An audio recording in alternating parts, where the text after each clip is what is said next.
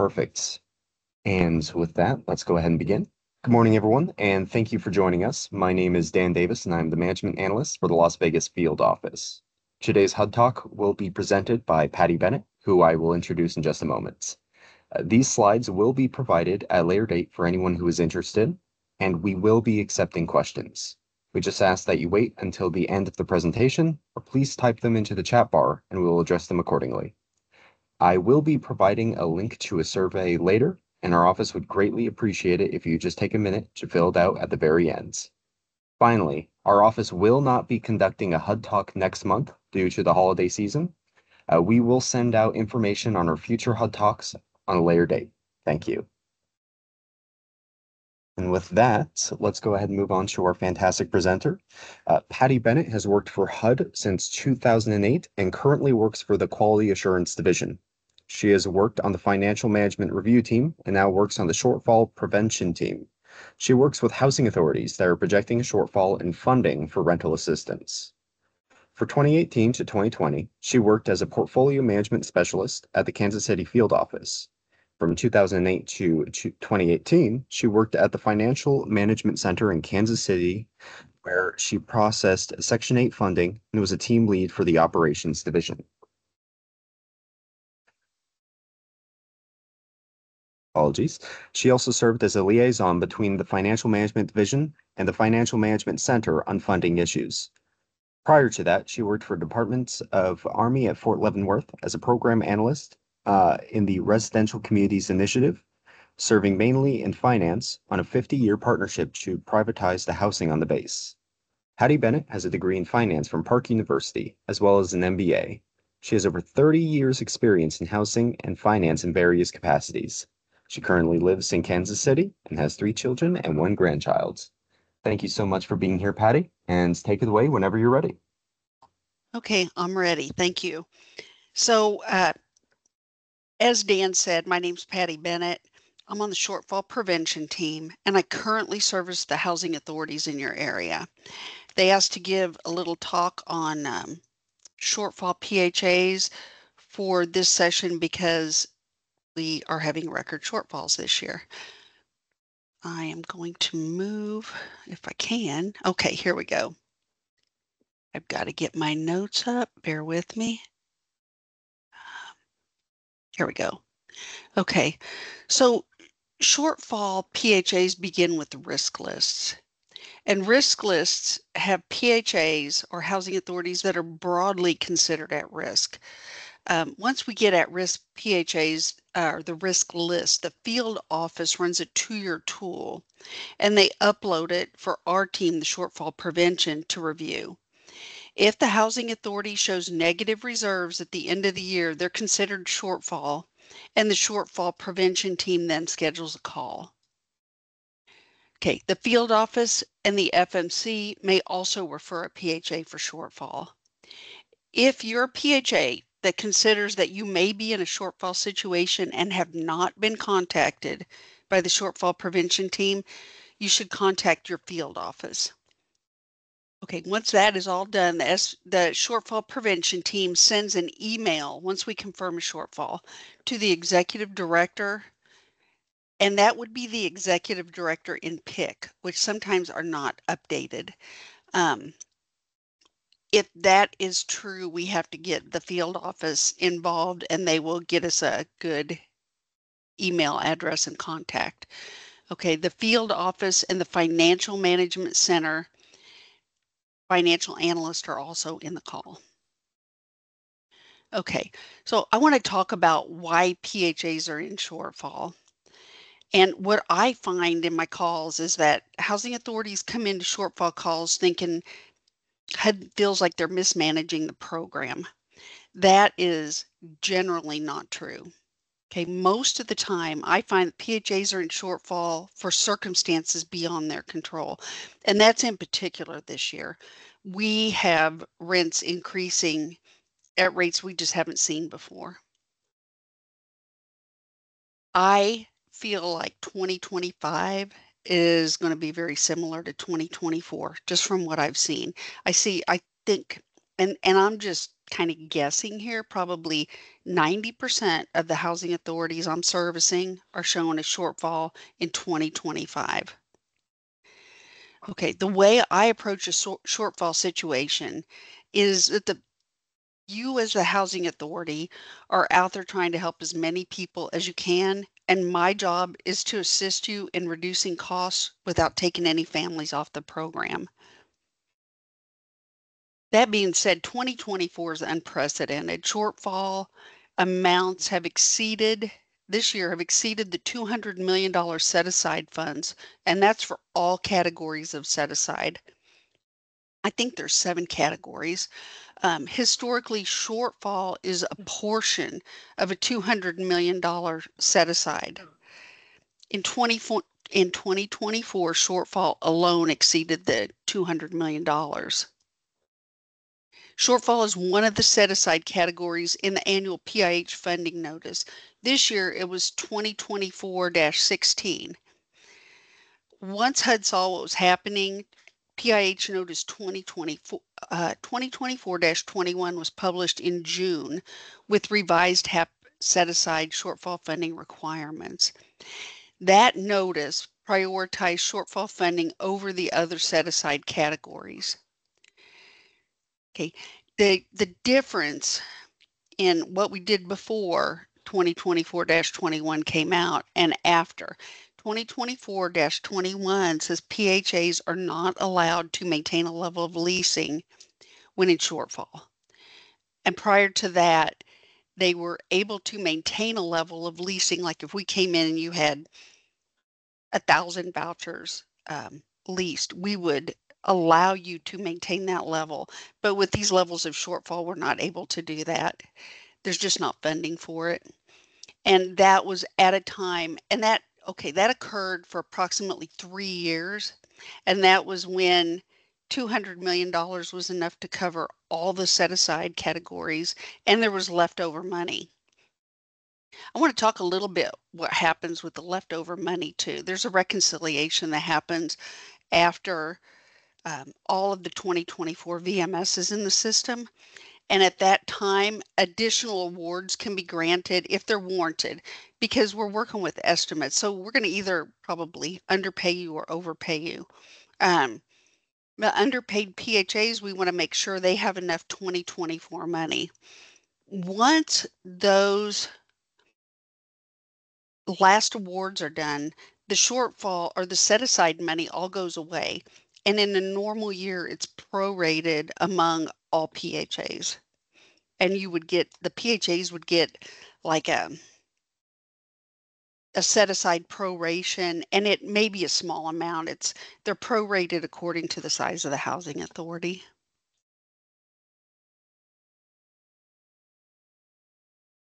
So when I confirm that a PHA is in shortfall, I send an email asking to attend a call with the PHA, myself, the field office, and the financial management center. I attach a copy of the 2-year tool used to determine the shortfall, an action plan, and a questionnaire, and applicable PIH notices. Then when I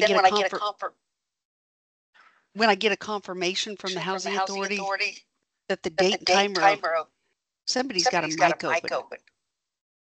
Let's Just see. as a reminder, please go ahead. Oh, thanks. Okay, when I get confirmation that the date and time are okay, I send out an invite for a Teams meeting.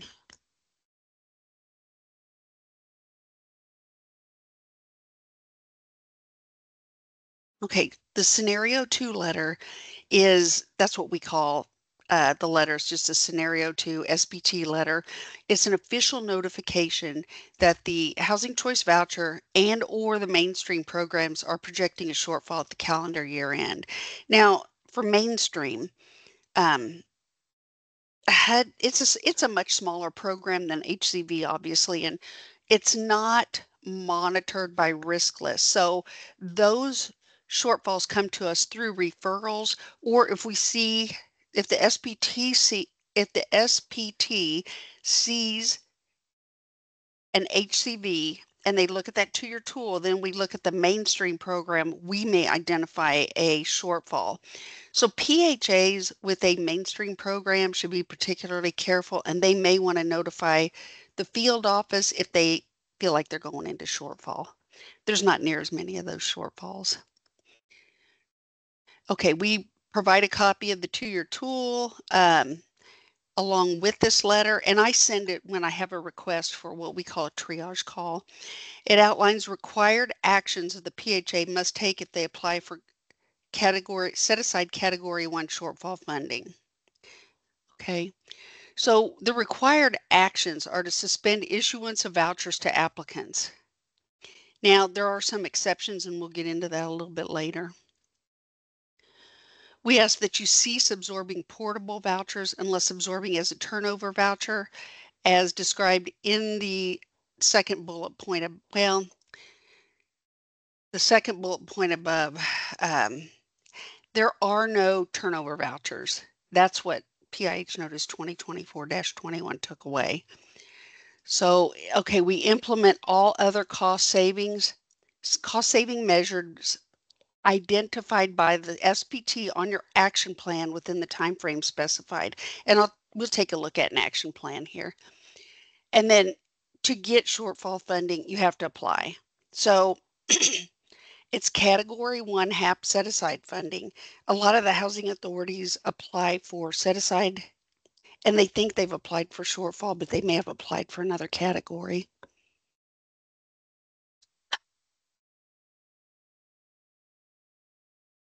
So the PHA questionnaire is excuse me, it's an Excel workbook, and we'll take a look at that. It's part of the action plan. We ask that you, as a PHA, complete the questionnaire tab on that workbook. That gives us a lot of information to work with when we have our first call.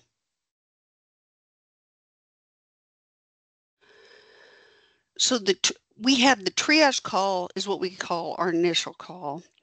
And it's basically an introduction. Everybody meets, we check numbers, kind of look at where we are, find out what's going on with the PHA. And then we have regular check-in calls. Normally they are monthly, but this year they stretched out sometimes to every 2 months just because of the number of PHAs we had in shortfall. So the questionnaire gives information that I find helpful for a first call. I want to know if a PHA has been in shortfall before, and I want to explain the process to the PHA, especially if they haven't been in shortfall. And I want to let the housing authority know that I'm available anytime for questions or concerns they may have. At that time, I go over applicable PIH notices and action plan requirements. And again, monthly calls are normal, but this year we had a lot of bi-monthly calls.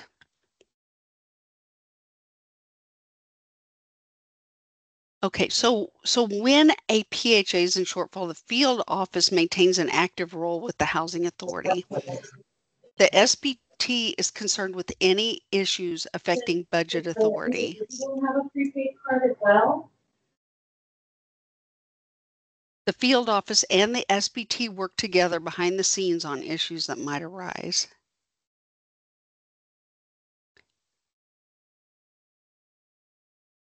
In an Excel form, the action plan is Excel format, and it's provided after each monthly check-in call.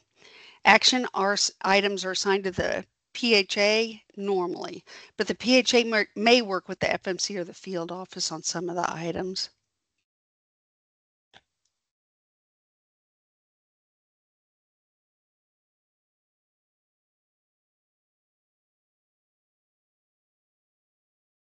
Okay.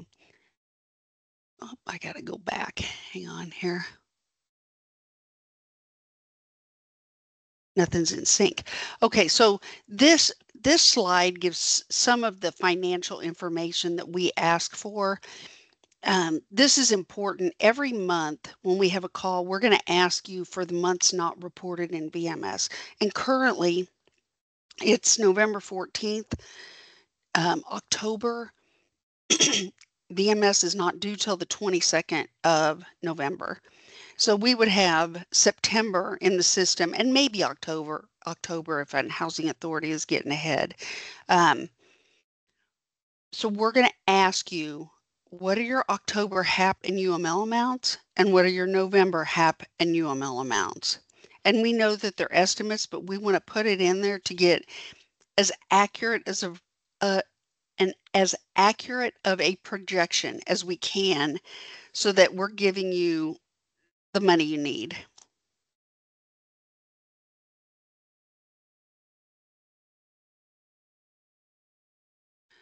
Okay, so the action plan outlines cost saving measures, and we'll take a look at that. This is basically an action plan. These are the pre-populated items in the action plan. We sometimes add more, and I'll go over that in a little bit. So examples of where the field office would come in and help with an action plan is maybe you have port outs that you're billing for that the other housing authority is just not paying. They can try to help resolve that. VMS cleanup. And I want to look at a 2-year tool here, and I can show you where some VMS cleanup might work or be appropriate. And then program violations. If you have overhoused families, families that are skipping the wait list, different things like that. So that's where we would involve the field office.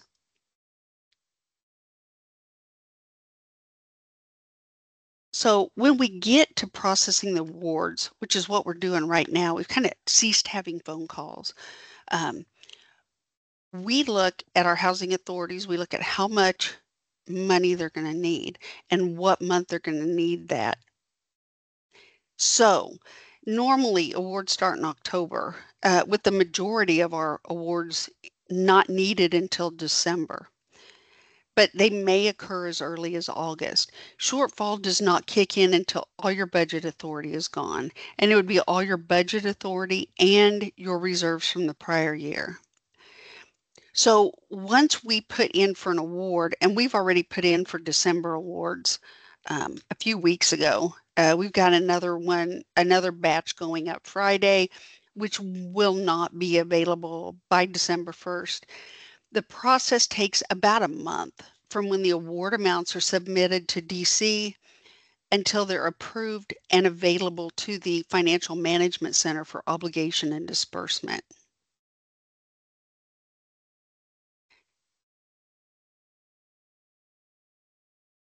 And I went over this a little bit, but at the end of the year, so January 22nd, your December VMS will be in.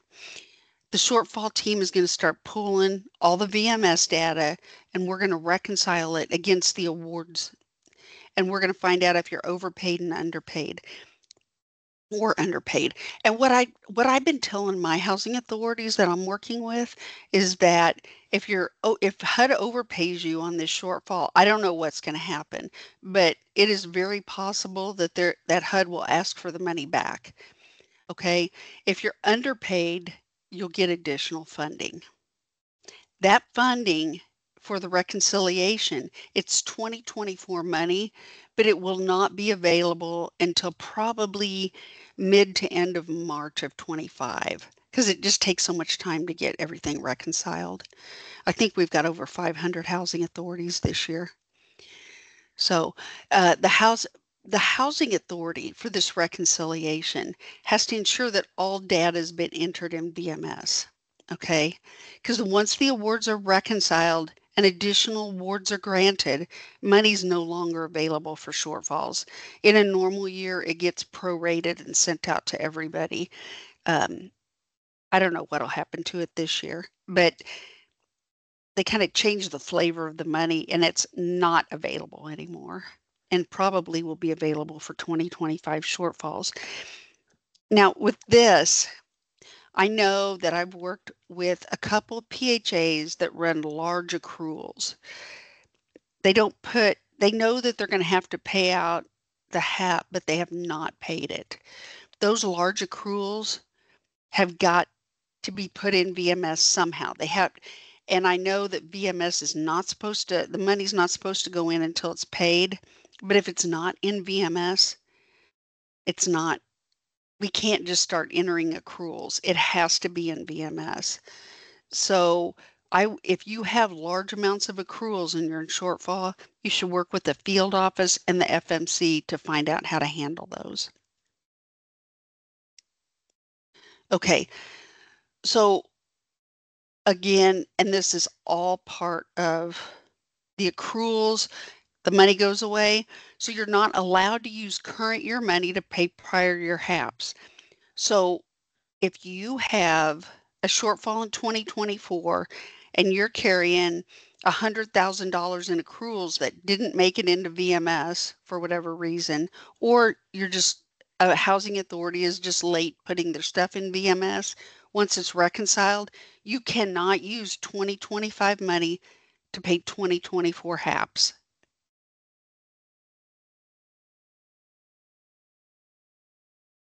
We have some unusual circumstances. Got to go back. Sorry. Okay, so over leasing. I have housing authorities. I probably have the most of our whole team that are in shortfall and also over leased. HUD will not pay for over leasing, and shortfall will not pay for over leasing. So and this is true even if you're not in shortfall.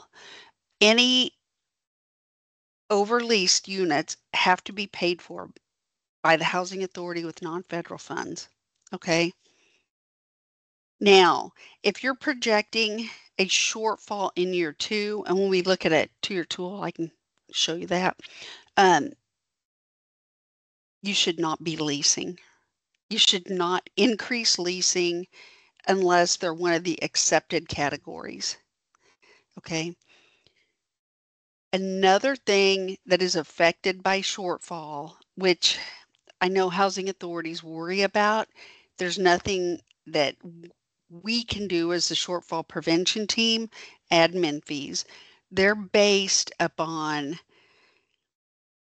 the number of units leased. And so if you can't lease units, your admin fees fall. And unfortunately, that's a consequence of being in shortfall. For mainstream, okay, mainstream is treated the same way as vouchers for shortfall. There's a separate pot of money for that. What we were allowed to do this year on mainstream is to allow housing authorities to maintain a level of leasing, and we will give them a max number of unit months they can lease. And that's in any one month, not cumulative through the year. Okay. Another thing I get a lot of questions on, reasonable accommodations. They have a housing authority has somebody that comes in for some reason with a reasonable accommodation, and we would allow issuance of vouchers for a reasonable accommodation to an existing customer, an existing program participant. And then we also have VAWA, and sometimes that involves public housing, but we have allowed issuance of voucher if a housing authority or if a participant is claiming VAWA, because we don't want anybody to get in trouble with fair housing. The best thing if you have a situation like that is talk to your shortfall person, and then you can get it okayed in writing. Okay, so the effects on the agency and the community. Okay, so if funding's available, HUD makes the PHA whole for HAP expenses for the calendar year. And that additional money that you get is considered when funding is calculated for the next calendar year, because your 2025 funding is based on what you spent in 2024, and you spent all that money, and that is also calculated by what's in VMS, which is another reason there shouldn't be a lot of accruals on the books, because that money will never be funded, or it won't be used to calculate funding for next year. Okay. So you've got the housing authorities have to stop leasing generally. We'll go over the exceptions in a minute. It affects the administrative fees negatively, and it affects the community because housing authorities aren't allowed to issue vouchers. So the purpose of Shortfall, our main purpose is to make sure that no family is terminated from the HCV program. And that's the overall purpose. You know, when we think about the admin fees, special programs, things the PHA has promised, our purpose is to make sure no family's terminated. And I have on the slides an email. If you have questions, you can send them to shortfallinquiries@hud.gov, as well as, and that's for later because we'll be answering questions here soon. I want to take a look at the action plan. Okay, the questionnaire, this is the questionnaire page on the action plan. It looks worse than it actually is. We're asking you for contact information, what you think your shortfall is, how many families do you think would be terminated, what kind of special purpose vouchers do you have? We want to know if you're currently issuing vouchers. If a housing authority is in shortfall, they should not be issuing vouchers. Okay. So if you have vouchers on the street, we want to know what kind they are and how many. And then what was the last month you issued vouchers? Okay. Success rate, which is if you have 100 vouchers on the street, how many of them actually lease up? And then what are the percentage of families that leave the program every year? We ask for your payment standards and that you submit a copy, your utility allowances and submit a copy. Then we ask, do you have comps that are updated? I've never had a housing authority tell me that they're not using, that they're not checking for rent reasonableness. And then this question, have market rents dropped recently? And nobody answers no to that. Okay, do you have a minimum rent? Because that's something we can look at as a cost saving measure. Okay, are you absorbing port-ins? And then we ask, have you contacted receiving PHAs to determine whether the port outs can be absorbed? This year, that's not been successful because the housing authority with the port is probably in shortfall too. So they're not able to absorb. But it's been successful in a few instances, lowering costs. Okay, we want to know, does your PHA plan include occupancy standards? Do you have, okay, what happens if the family size decreases? And then interim exams for increases in family income and threshold or changes. We also ask that you use EIV, and the shortfall team checks EIV. This year's been a really bad year. We have been totally slammed and have not, I can say I've not checked EIV reports on all the PHAs I'm servicing, but in a normal year, we would check the EIV reports. I do check over half of them. And the housing authority should be doing this too. Okay. Has your admin plan been updated? Do you have any repayment agreements? What software do you use? And then this looks like the end, but you scroll down here and this is where it asks for some of the financial information. Okay, so that is what we ask you to fill out and complete before we have a call. When we're on the call, we talk about the action plan. Have you ceased issuing vouchers to new applicants, stopped absorbing port-ins? Okay, one of the things that's a little bit counterintuitive is that a PHAs must allow port outs or moves to higher cost areas for current participants, even if under shortfall. And it's my feeling that HUD wants from some of the stuff I've seen in the notices, the HUD wants to preserve the program participants' right to move. Okay, so does the PHA ensure rent reasonableness is being completed? We ask that you use PIC and EIV reports. RMP reconciliations. I don't know how many PHAs have been through that, but I'll show you a discrepancy on a two-year tool and why we have to get that resolved, or we try to get it resolved.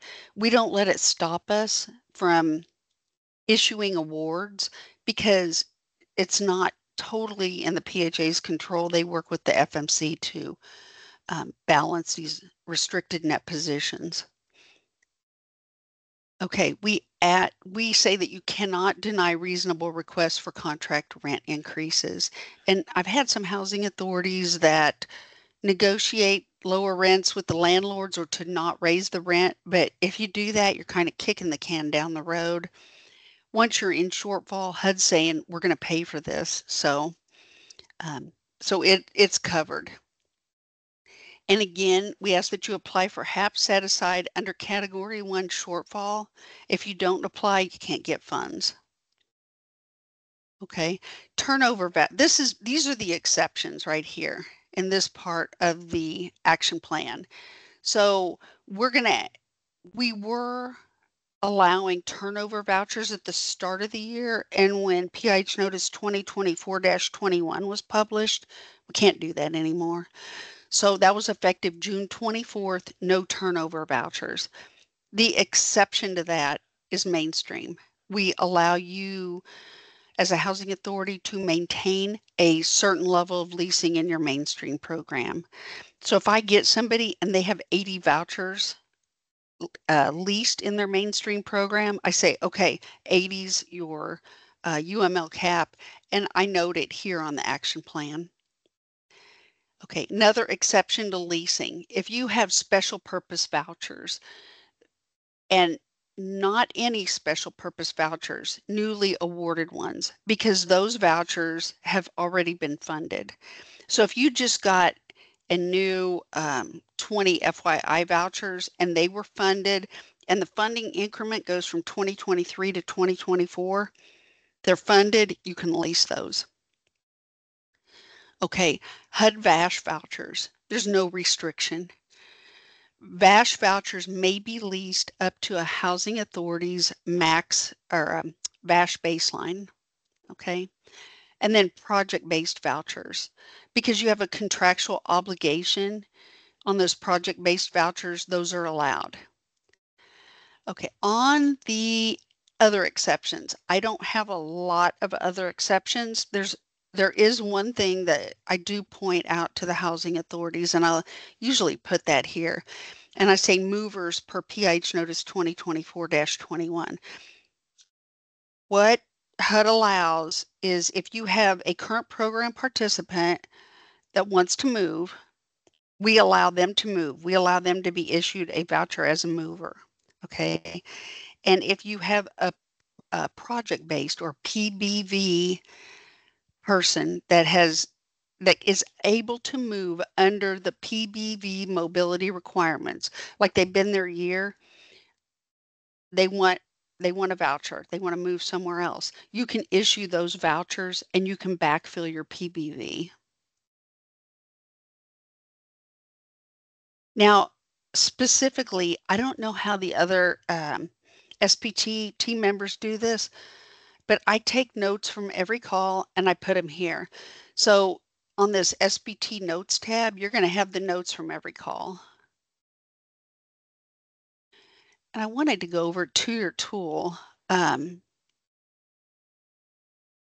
So this is a two-year tool that I think I processed for an award, but then I blacked everything out, changed a lot of stuff. So it's a little bit different.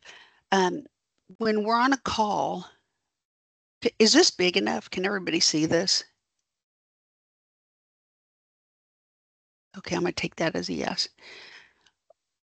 We're going to ask you for your success rate, and that's in the questionnaire, but that could change.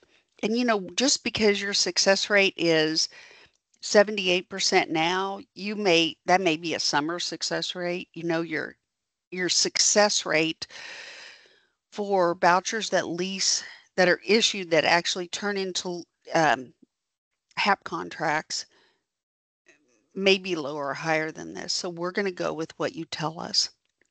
Along with the success rate, we're going to ask of the vouchers that lease up, how many of them lease up within 30 days, 30 to 60, 60 to 90, 90 to 120, and so forth. And this gives us, especially early in the year, gives us a really kind of fine tunes the projection numbers. Now, annual turnover rate on this one, it says 15%, but HIC end of participation rate is 9.7. So I always change this unless the housing authority tells me that they have another turnover rate. And again, just because it happened in the past doesn't mean it's going to happen in the future.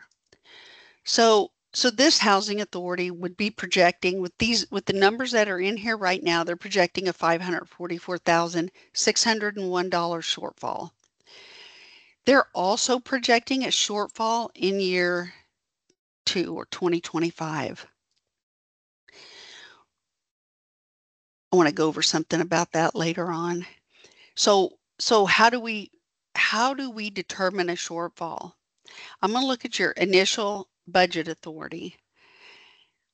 And this is what this housing authority, this was their initial budget authority for calendar year 2024.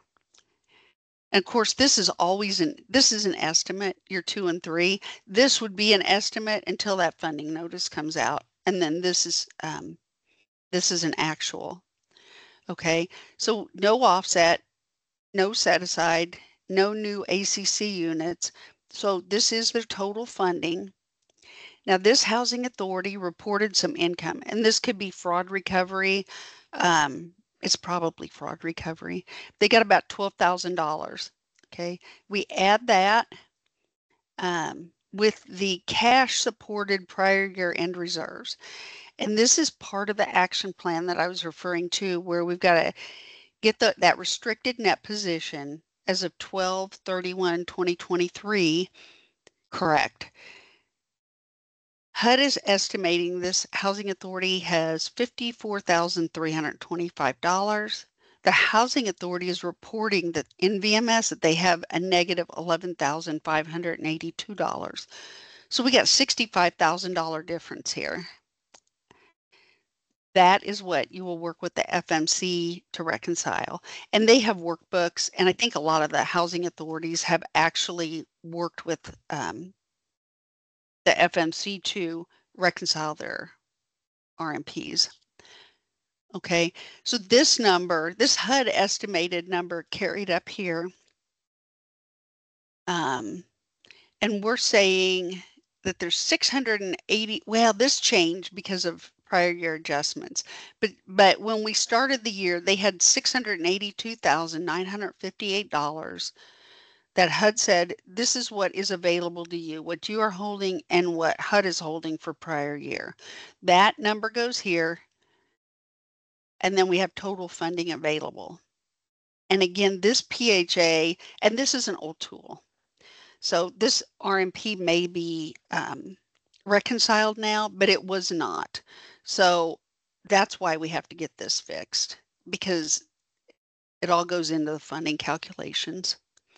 Okay, we then look at, I probably had January through July numbers in VMS. So we pull VMS, and then I'm going to take, and I'll ask this housing authority, for instance, for August and September HAP and UMLs.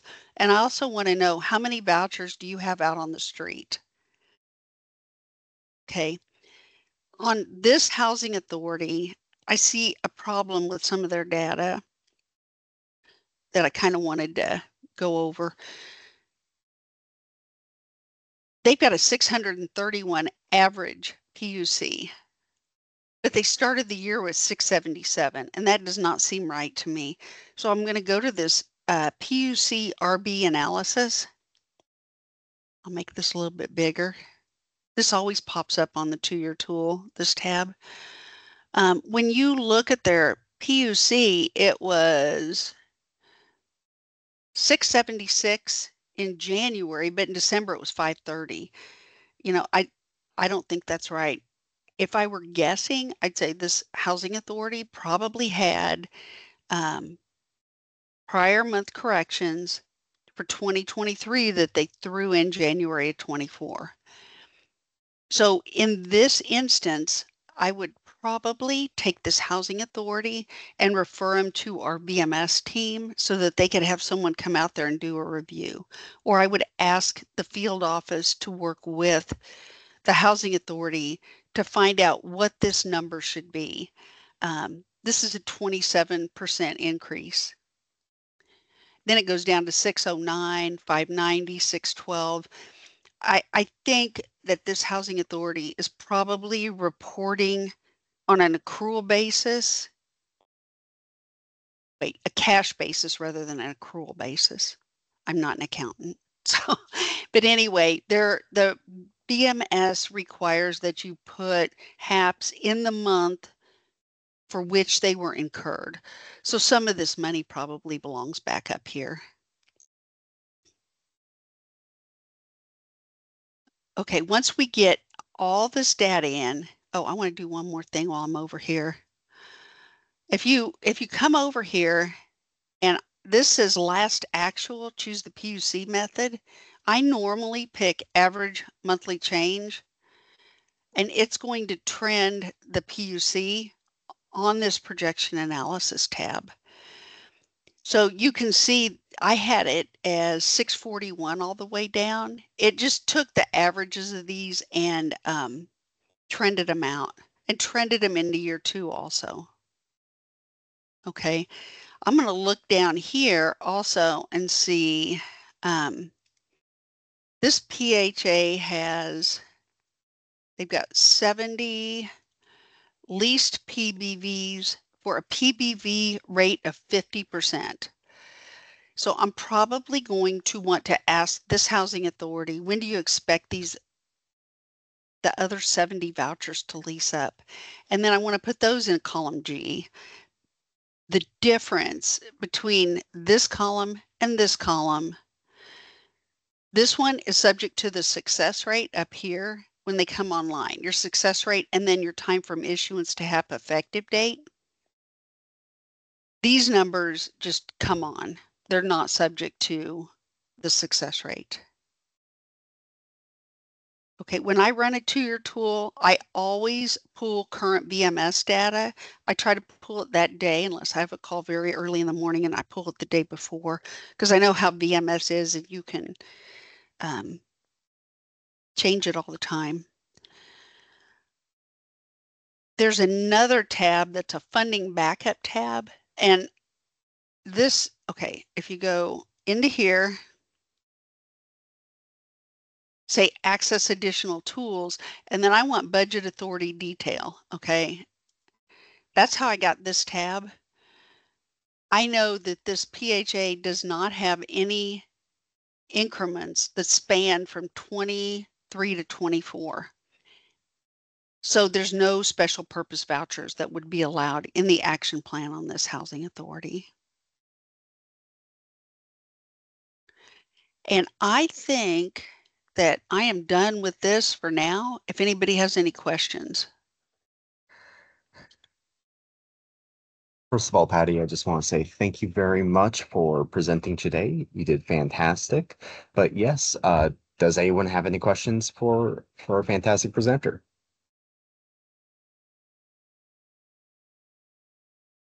And if you don't have questions now, we have that email on the slides, and feel free to email us to ask questions. And also your housing or your field office can help you.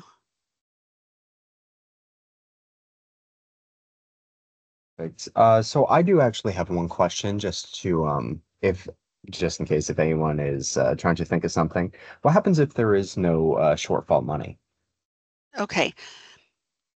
We've had shortfall money for quite a few years. And I've only been in Shortfall for about a year and a half. So I'm thinking back to like 2011. We have a notice. I'm going to pull it up here because I actually have it. And we refer back to this. Okay. PIH notice 2011-28. At this time, in 2011, HUD did not have shortfall money. Okay. So we had a cost savings measure notice. And these costs, all that we had available were to work with the PHA with this notice and cost saving measures for a PHA to reduce their cost to come out of shortfall. There was no additional money. So anything additional other than their budget authority at the end of the year had to be paid out of non-federal funds. Now, the action plan, everything that we do with housing authorities now to reduce cost is based upon this notice, 2011-28. So it's an old notice, but it has a lot of good cost saving measures in here.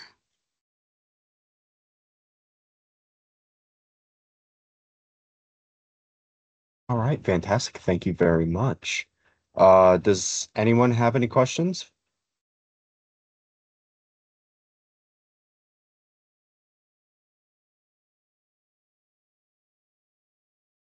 If not, then once again, thank you very much, Patty, for being here today. I did put the survey that I mentioned before into the chats. If anyone can go ahead and just take a minute to fill it out, we again would truly appreciate it. Otherwise, we'll give you a little bit of your time back. And I do hope that you all have a fantastic rest of your day. Reminder that we will not be having a meeting next month due to the holiday season. So I hope that goes well for all of you as well. And thank you all so much. Thank Thank you. you. Thank you.